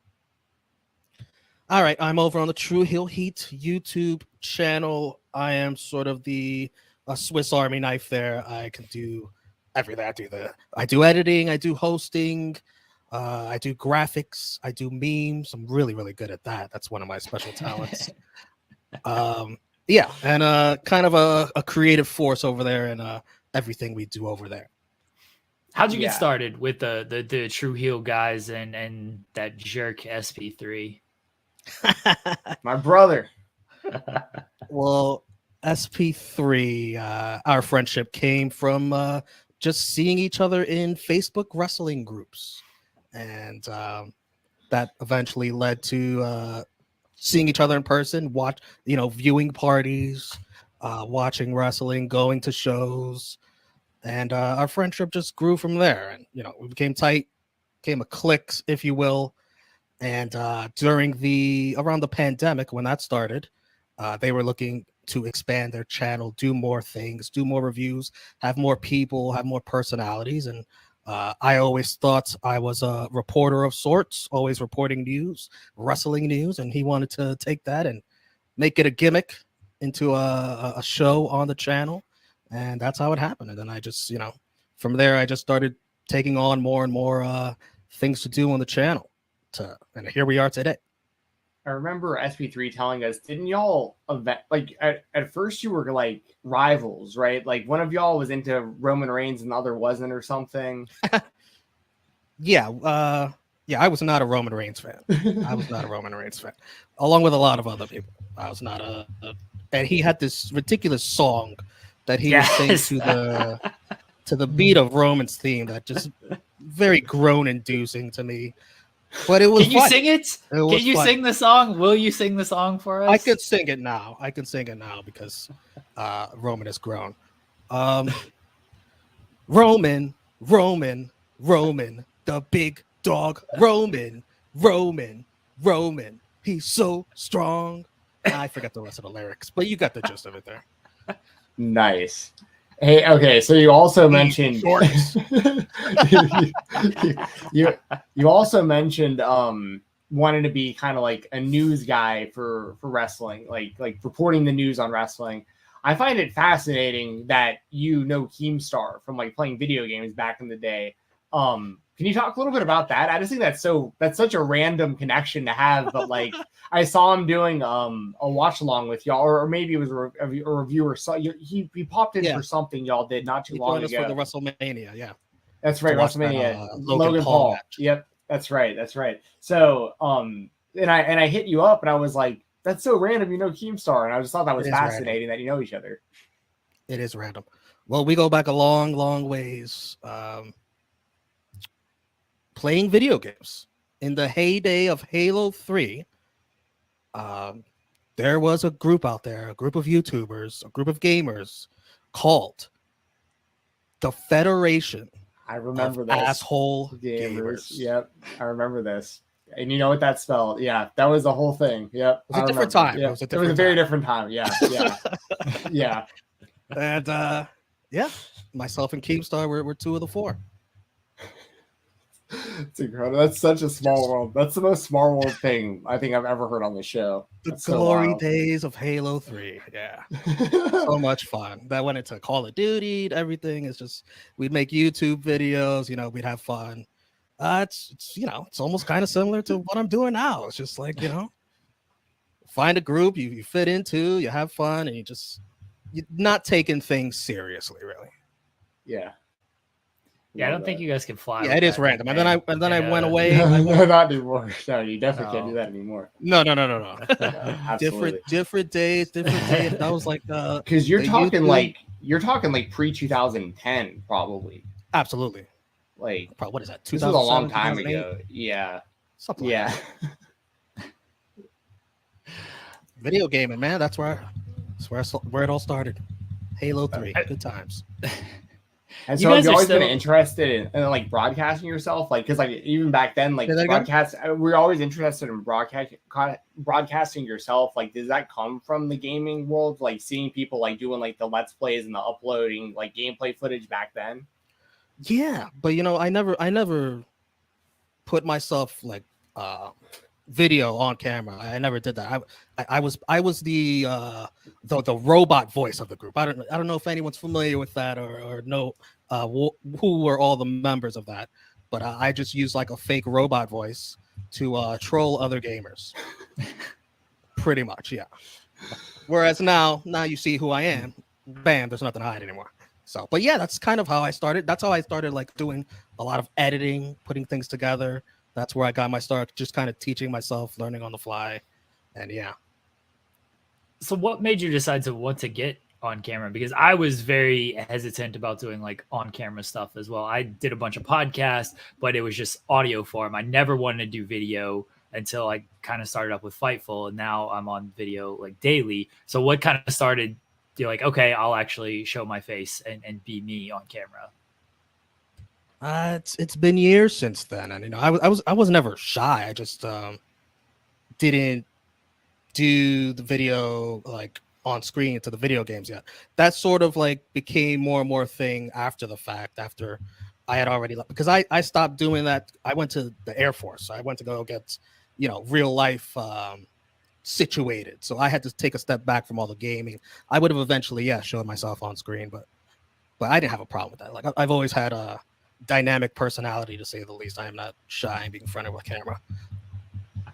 When you spend a lot of time in front of cameras, like I feel like you do watch alongs for everything. Like you're always doing a watch along, and that's like MMA also. Like you're doing like UFC watch alongs, you're doing all the pro wrestling watch alongs. There's some days where I feel like you might start at like 6 p.m. or something, and then like I'll see that you've done a whole watch along for a show, and then it'll go into like a New Japan watch along like overnight. And did you have like an amount? There of was shows? one like, day yeah during the WrestleMania weekend where I started at 1 p.m. Eastern, and that went nonstop through the New Japan.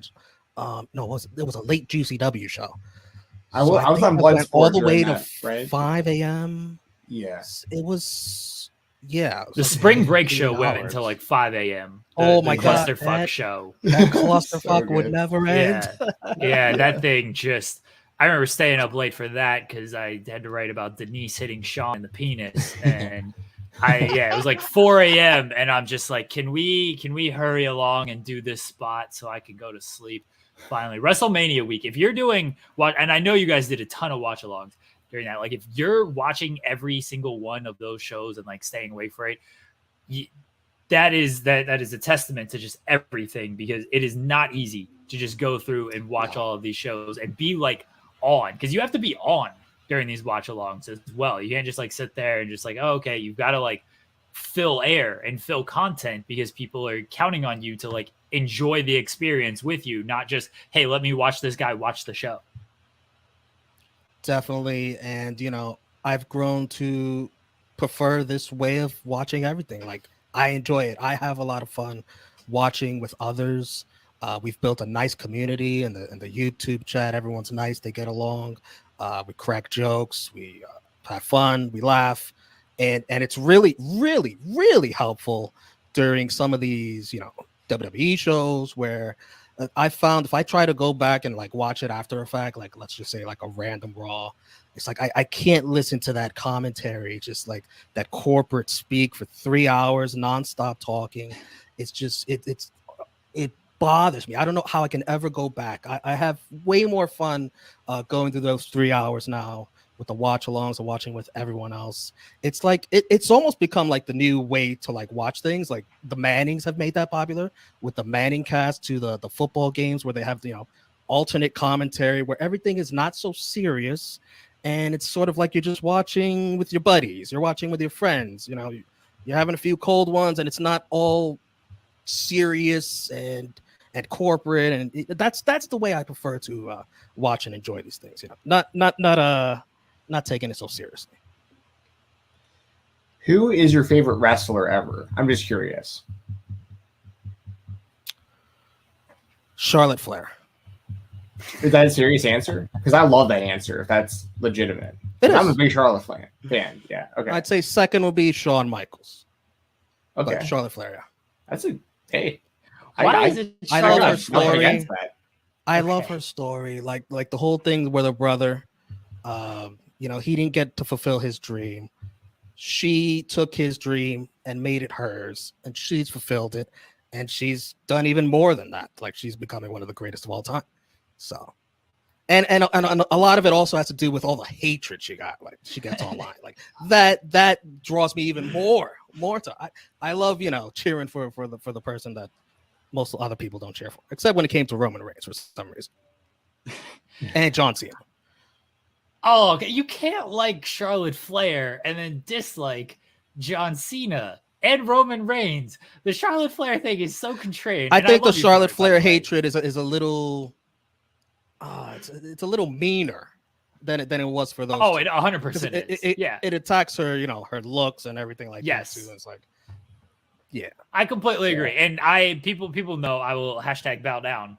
Like I have no issues with Charlotte Flair. I wish they would book her better 100%. I like that your answer is it's not completely I just want to be a contrarian. There is like I like her story, how she took her brother's dream and everything. Yeah. There's actual, reason behind your answer other than like me, I just want to be a contrarian and just go against and it. it helps that But she wins a lot. it does help that she wins. Yeah. It's always good to just When you're a she Knicks fan, wins a you're used to all the championship, losing. I swear. So When she wins a championship, it feels like my birthday. Oh my god, it's like Christmas morning when she wins a title and adds to her account. There's a lot of tears online that I just collect, and it's very enjoyable. It's a very enjoyable feeling. Everybody needs to feel like SB3. He's a big Thunder Rosa fan. He went crazy when Thunder Rosa won that AEW Women's Championship, and I was like, now you know how I feel. 13 plus times. In my every month, seemingly. Hopefully, very soon again. Hopefully. I mean, I expect her back soon, and I expect her right back, at least by SummerSlam, to be right back in the mix for that women's title. How'd you get into wrestling, Romeo? Mostly almost like everyone else. I think the first thing I remember is WrestleMania. What was that WrestleMania in Las Vegas? 9? Yes. Yeah. Caesar's Palace? Yeah. Hulk Hogan, Bret Hart thing? Yeah. Yeah, that was my first memories. I think it was my birthday too, and we were just all gathered around. WrestleMania usually falls around my birthday, so yeah, that was my first early memory. And then I sort of just sporadically got into the Monday Night War. Bret Hart and Shawn Michaels were my favorites, and yeah, I watched a lot of WWE. I did not watch much WCW at all. So when we go back and watch True Rewind, we got that show on Fightful Overbooked, where we watch the Monday Night War. It's really me experiencing WCW all for the first time. So very cool. I love WCW. I hope you're enjoying it.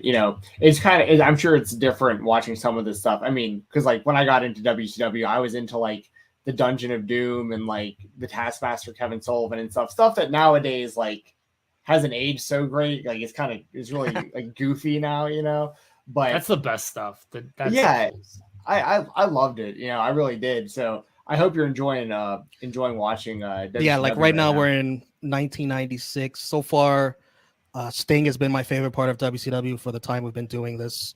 The NWO is just starting up, and before that started up, Hulk Hogan was one of the worst things of WCW. So hopefully, this is gonna be all new to me watching the NWO run. Like I didn't watch it as a kid.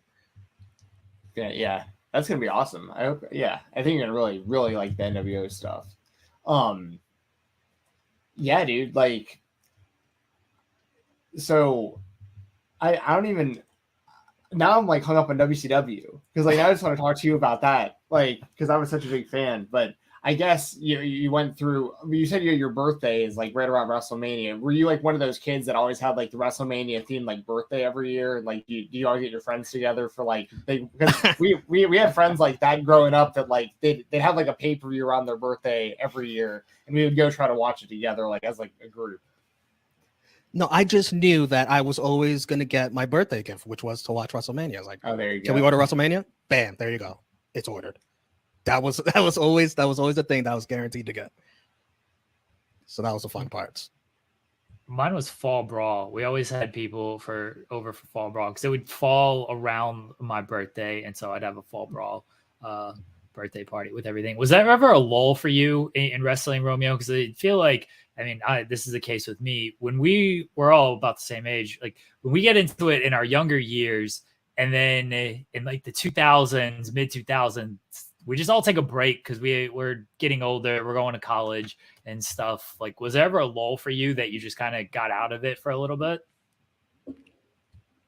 It might have been the time I was in Guam for 2 years in the Air Force, and because of the just a terrible time difference, it was just hard to catch things, and I didn't have DVR and all that. So yeah, so from 2011 to 2013, probably, yeah, that stuff would be pretty vague to me. That makes sense. Yeah, that would definitely do it, having to go overseas. Do you want to talk about your experience overseas? I mean, I know we're here talking about wrestling, but SP3 would tell us about how he was a hotel manager before getting into all of this. So if you want, I'd love to hear about your experience being I think you said Air Force, and being overseas and everything. The Air Force was a lot of fun, mostly because I got stationed in two places everybody wants to be. I was in Guam and I was in Florida. I got treated very well. Most people don't get those assignments back to back. So I was lucked out, and I'm thankful for that. I had a blast. I met some of the best friends that are friends for a lifetime. The camaraderie is absolutely the best parts of my military experience. I was a mechanic of sorts. I worked on ground equipment, all the stuff that the planes use when they're on the ground waiting to fly off. Generators, lights, air compressors, nitrogen carts, stuff like that. I had to work on that in the shop, and so I got semi-decent with my hands doing all that during my entire time. And then you left all that to return to the glamorous world of professional wrestling media. I'm back. Do you have like outside ventures outside of wrestling, or is this a full-time thing for you? Tru Heel Heat takes up most of my time. That is my passion now. I want to see it. I want to see this baby keep growing. What's some of your kind of short-term goals, I guess, or long-term goals with like everything that you're doing? Well, we want to keep building that subscriber count, which we have a ton since we've started. We're up to 2,500 subscribers. Just like seeing that grow. I've been able to deal with YouTube channels before, so I know the struggle. Back when I was making those videos back in the day, I got up to 40,000 subscribers. So I know it's possible. I know I can do it. And that was at a time when 40,000 subscribers is like having 400,000 subscribers now. Yeah. So, I want to keep seeing it grow. The more people we get on this journey, the better. We got a Patreon too. We got people that support us like that. I want to keep seeing that grow. We got a Twitch channel now. We're going to start paying more attention to that. We're going to grow that. All kinds of goals. I mean, being on Twitch, have you guys thought about, and now I'm learning that you are a gamer in another life. Have you thought about doing gaming on the Twitch channel now? Oh, yeah. It's coming. We just started recently. Chris G's got it. I'm telling you guys this. They don't even know. They don't even know what I just told you guys. You guys just scooped them. Jensen does his research. Jensen does his research on this stuff. He knows all about this stuff. He's always well prepared when it comes to no matter whether the guest is content creator or independent wrestler. He knows all this shit. The crazy thing, Jeremy, is I do zero research. It's just like I'm just a really big fan of these worlds that we're talking about. Legitimately, I spend my entire day watching Twitch while I'm working. For the 8 hours I'm working my shoot job, I have Twitch on in the background the entire time. I'm very tuned into that kind of stuff. Yeah. That's research, though, Jensen. I'm trying to put you over, okay? That is research that that Romeo, yes, exactly. That Romeo used to work with this person in a past content creation life, and that now it's all tied together here and the small world stuff. So, look, I look forward to when you guys start doing some video game stuff. We'll have to clash and play some wrestling games, or I'm not good at Halo. And we're not playing any type of Halo game because I'll get embarrassed. Well, hey, what's betray you, shoot you in the back? What's your favorite video game of all time, Romeo? It has to be Halo 3. All the memories I had playing that game, my God, it can't. Yeah, nothing's topping that. But other stuff that aren't shooters, I'd say Red Dead Redemption 2 is one of the best. I used to play a lot of RPGs. I love Final Fantasy 7. If I go way back, yeah, I like games with a good story. Yeah, I'm very much the same way. Yeah. What about wrestling? What are some of your favorite wrestling games? Ooh. Oh man, I did see that review you did. What was it? Was it on No Mercy? 64. No Mercy is the worst. No, yeah, the worst game ever. Boo. Yeah, what a trolling so much with that review. It's like the I best just remember game those ever. kind of games. Like those were like the best. Like it was just so simple, easy to learn. It's like those were fun. I'm hoping this AEW game is really good. Fight Forever. I have Fingers really high crossed hopes. Yeah, really high Fingers. hopes. And Cody's still in it, which I'm really happy about. That's crazy. Yeah, it's awesome. We're gonna be playing that so much. Same. Yeah. Oh, definitely hit me up when y'all are gaming that. Like I'm gonna. And I've been out of the loop on a lot of the wrestling games. I've tried to hold myself over with like Wrestling Empire and like Retromania and like those kind of things over the last like couple of years, and I haven't gotten any of the new WWE games in a handful of years. And I'm really apparently the last one was really good. The new one. Yeah, the new one's good. It is. Yeah, I've heard it's good. But at this point, it's like I'm just kind of waiting for AEW. Like it's kind of AEW or bust for me right now. I play a lot of Fortnite, but that's a normie game. You know what I mean? Everyone plays Fortnite, like little kids, so they have some adults. But my brother plays it as well, so I play it a lot. It's a fun game to play online, and it has like the cross. I love how nowadays, I'm sure you appreciate this too. Nowadays, Romeo, like the cross-platform play now, how you can have like a Switch playing against an Xbox, playing against a PS. What took PS5. so long? I know it took forever, so long for that. Finally happening, so it's nice to see. Like this big complicated concept. No, it's not. It's good to see that now. Yeah. Because back in the day, we were, Halo 3 was just on Xbox. You didn't play with any PlayStation guys. It was just an Xbox exclusive. And, it took a long time for me to embrace the PlayStation, get the PlayStation. I played Black Ops on there, and you couldn't mess, you guys on Xbox, you couldn't play with them.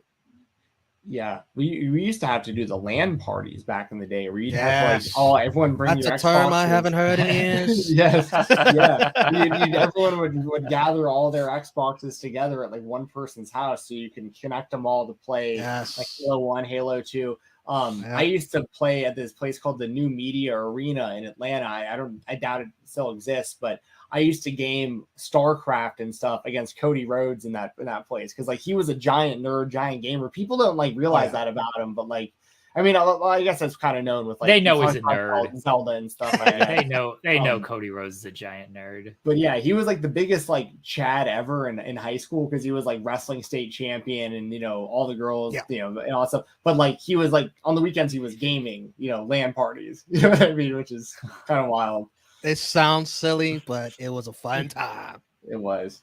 Back in the college days, yes. Just everybody get together, bring your Xbox over and play that. Now nobody has to leave their house to do anything. During the pandemic, it was great. Yeah. Loved it. Romeo, what's the coolest thing you have in your room? Do you like Game of Thrones, either of you? I've watched it. I can't say this is my hot controversial take. I can't say that I actually liked it, but I watched all of it.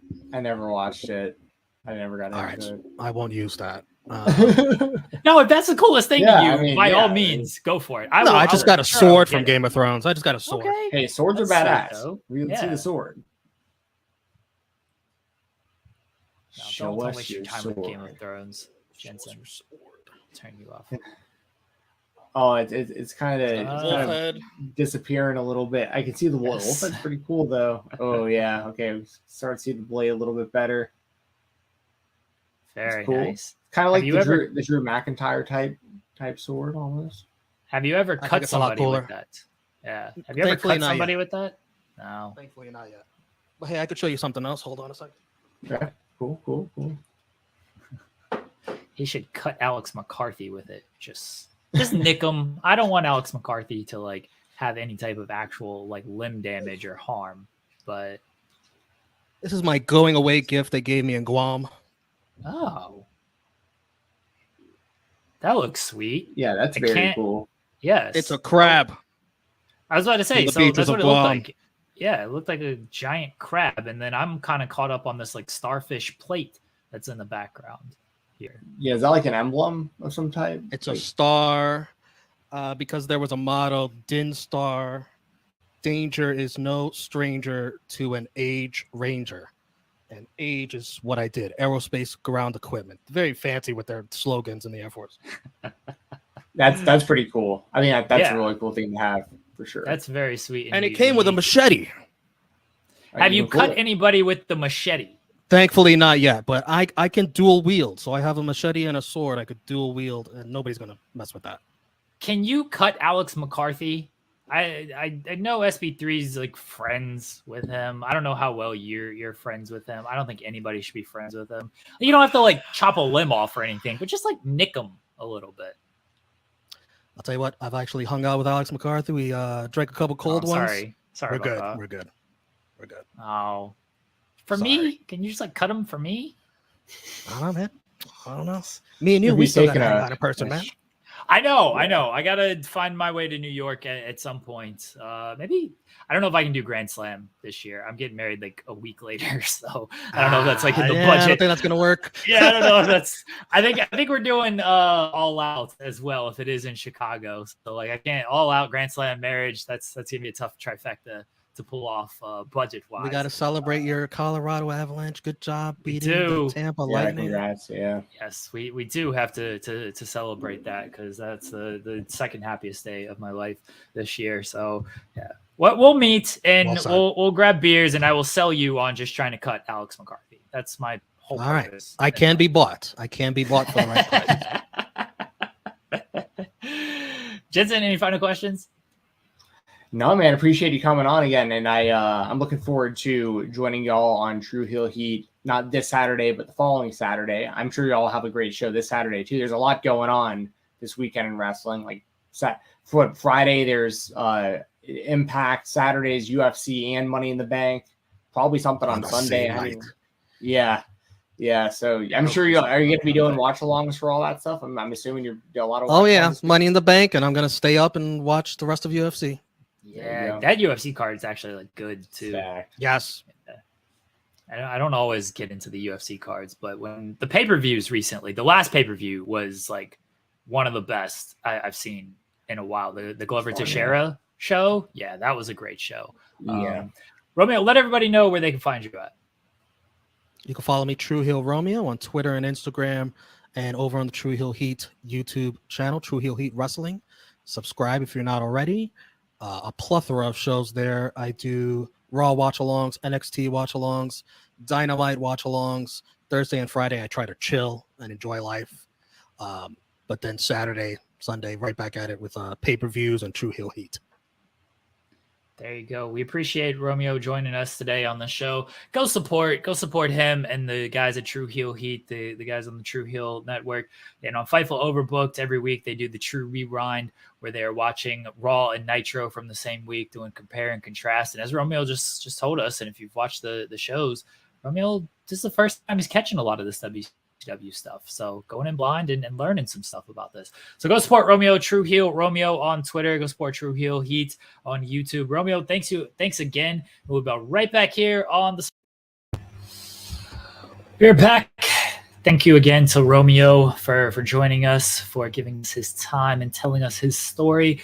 And everyone can follow him on Twitter at Tru Heel Romeo. Everyone head over to YouTube, Tru Heel Heat. There you go. JJ's got it. JJ is always there. Subscribe to the Tru Heel Heat YouTube channel. Follow them on socials, youtube.com/Tru Heel Heat. I see Chris Mueller, our pal, Doc Chris Mueller, in the chat. And I do want to direct everybody to Bleacher Report in his article. Yeah, Maggie says it. His article on Bleacher Report with interviewing AEW stars about Pride Month, people in the LGBTQ community. Sonny Kiss, Mercedes Martinez, Anthony Bowens, Aubrey Edwards, Nyla Rose. I believe those were the 5 that were interviewed, and Chris can correct me if I'm wrong on that, or if there was somebody that I missed. I apologize for that. Yes, Chris did a great job with that, talking about Pride Month, what it means to them, discrimination that they've dealt with, mental health stuff that they go through, being being supported, being what's the word I'm looking for? How you can support, I guess it was another thing, and what it means to them. So yeah, go check that out on Bleacher Report.